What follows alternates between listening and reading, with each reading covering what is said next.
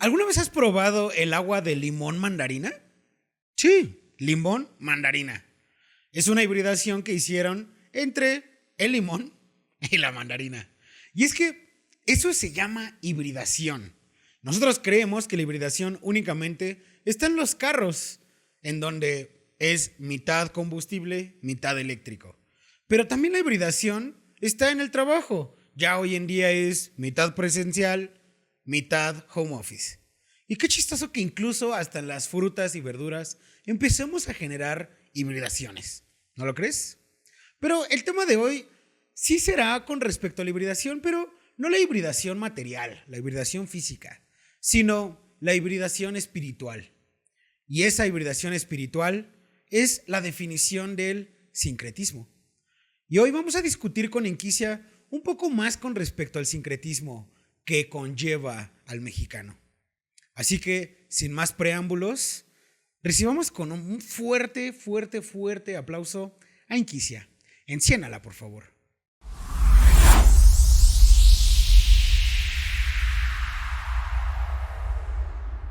Enquicia, bienvenida. Ya estamos a unos escasos días de Navidad.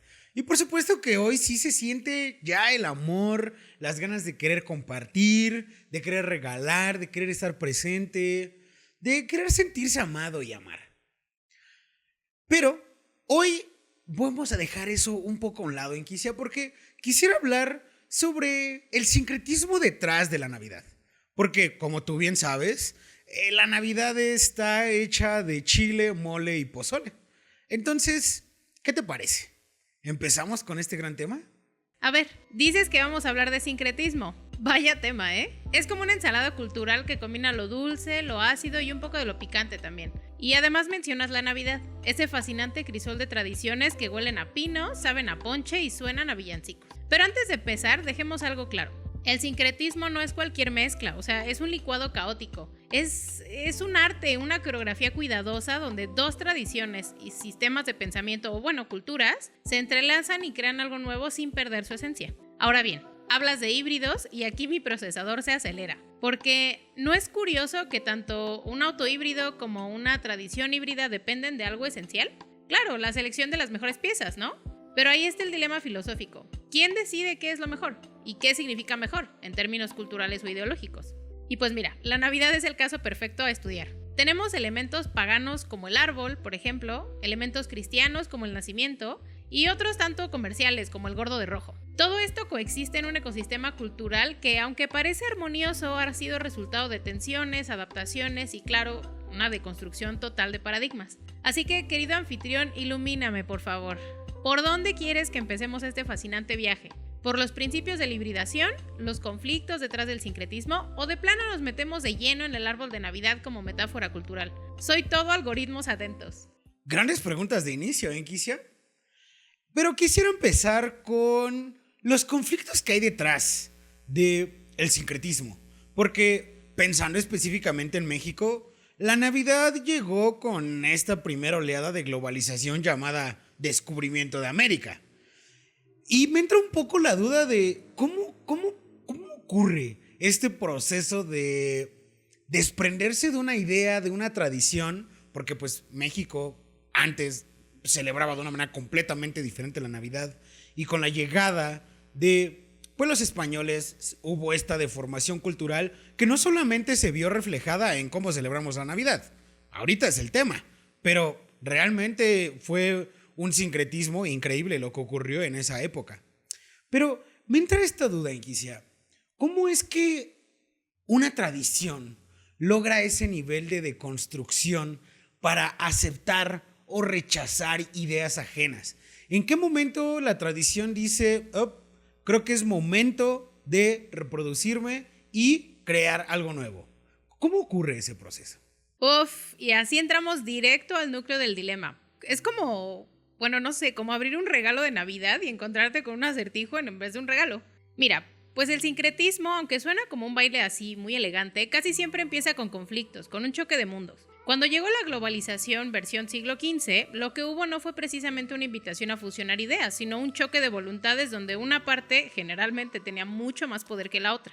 En México, por ejemplo, las festividades decembrinas prehispánicas no eran sobre árboles decorados o nacimientos, eran ceremonias dedicadas a dioses como Huitzilopochtli, relacionadas con el solsticio de invierno, un momento clave para los ciclos agrícolas y cósmicos. Ahora bien, llega la conquista y con ella una religión que busca imponer su visión, pero no lo hace simplemente borrando lo que ya había. No. Eso sería muy directo y muy simple. En lugar de eso ocurre algo más sutil, pero también más conflictivo, la superposición. Ahí es donde entra el sincretismo. Se conserva lo esencial del ritual, es decir, la idea del renacimiento, la esperanza en el cambio de ciclos, pero se le da una narrativa cristiana. La fiesta al sol se convierte en la celebración del nacimiento del sol de justicia, Jesucristo. Se cambia el enfoque, se adaptan los símbolos, pero las raíces permanecen ahí. El cambio de ideología que permite aceptar ideas ajenas es mucho más complejo. A veces es un acto de resistencia. Por ejemplo, los pueblos indígenas adoptaron ciertas tradiciones cristianas, pero a su vez las mezclaron con creencias para no perderlas del todo. Y otras veces es también un acto de adaptación. Es decir, si no puedes vencerlos, pues únete a ellos, pero a tu manera. Porque justo el sincretismo nos invita a eso, a revalorar qué tan importante es un argumento, una idea, un hábito, como para que nosotros querramos conservarlo después de que haya ocurrido esa mezcla cultural. Llevémoslo a otro terreno un poco más tangible, el de las relaciones interpersonales. Es claro que cuando dos personas se conocen, dos mundos entran en contacto para crear uno nuevo. Y entonces en este mundo nuevo surgen varias preguntas. Llevémoslo a un niño conociendo a un perro y yéndose a caminar todos los días por la mañana. Es un hábito que se crea, pero ese hábito se creó para cubrir la necesidad del perro en una instancia. Después, muy seguramente, se convirtió en una acción que al niño le gusta y que entonces todas las mañanas él disfruta salir a caminar con su perro. ¿Qué pasa cuando el perro ya no está? ¿Ese niño seguirá yendo a caminar todas las mañanas? ¿Realmente era tan importante esa acción de salir a caminar todas las mañanas? ¿O solamente lo hacía porque tenía que hacerlo? Llevemos otro caso. Cuando cocinamos con nuestras abuelas o nuestras mamás, en donde compartimos ese tiempo en familia en la cocina, normalmente estamos ahí porque queremos estar con nuestra mamá, con nuestra abuela, ayudar, ser parte de esta tradición culinaria. Pero ¿qué pasa cuando mi abuela no está, cuando mamá no está, cuando papá no está? ¿Ya dejamos la cocina a un lado? Entonces, ¿la cocina solamente la usábamos para estar tiempo con papá o con mamá o con abuela, pero ya no para estar con nosotros? Creo que el sincretismo nos invita a hacernos esas preguntas, a que nos revaloricemos qué tan importantes son los hábitos o las acciones o las tradiciones que nacen de esta fusión cultural. ¿No crees, Inquicia? Y ahora sí que nos metemos en la médula del asunto. El sincretismo, querido interlocutor, no siempre es un héroe con capa y espada. A veces es más bien como un mediador cansado que evita negociar entre dos ideas para evitar un conflicto mayor. Pero como bien dices, hay un matiz clave. ¿Aceptamos esas ideas ajenas porque realmente las entendemos y queremos integrarlas o porque nos las imponen tan hábilmente que terminamos adaptándolas sin cuestionarlas? Probablemente ocurra como ocurre con los vínculos que creamos, como bien mencionas. Amamos y permitimos que el amor haga transmutación, como la ley básica de la alquimia. Este principio indica que para obtener algo de valor es necesario dar algo de igual valor a cambio. Y sí, mucho se pierde en el camino. Es como cuando cambias de celular y por más que hagas respaldo, siempre pierdes alguna foto o contacto importante. Ahora, sobre la Navidad y el sincretismo, tienes razón. Aquí no hay una necesidad de supervivencia como la que impulsa los carros híbridos. No es que los mexicanos de la colonia dijeran, necesitamos fusionar nuestras fiestas indígenas con las cristianas para salvarnos. Fue más bien como una imposición que con el tiempo encontró caminos para adaptarse y, sobre todo, florecer. Sin embargo, aquí hay un giro interesante. Aunque no había una necesidad como tal, el sincretismo en este caso fue un vehículo de resistencia cultural. Fue la manera en que los pueblos originarios dijeron, ok, aceptamos tus ideas, pero las vamos a transformar para que también sean nuestras. Es una especie de negociación tácita, un tira y afloja que, aunque no se planteó como solución a un problema concreto, sí resolvió algo. La necesidad de encontrar un espacio común donde pudieran coexistir dos mundos. Entonces, tal vez el sincretismo no siempre es un héroe que llega para salvarnos, pero sí es un puente. Y como todo puente, a veces tal vez nos dé como resultado oro, o si tenemos mucha suerte, la mismísima piedra filosofal. Me encanta esa analogía que usas con que el sincretismo es ese puente que junta mundos, que une mundos. Literalmente el sincretismo es ese gran maestro que nos enseña a dialogar, a discutir, a llegar a un común acuerdo, a tener una comunicación asertiva.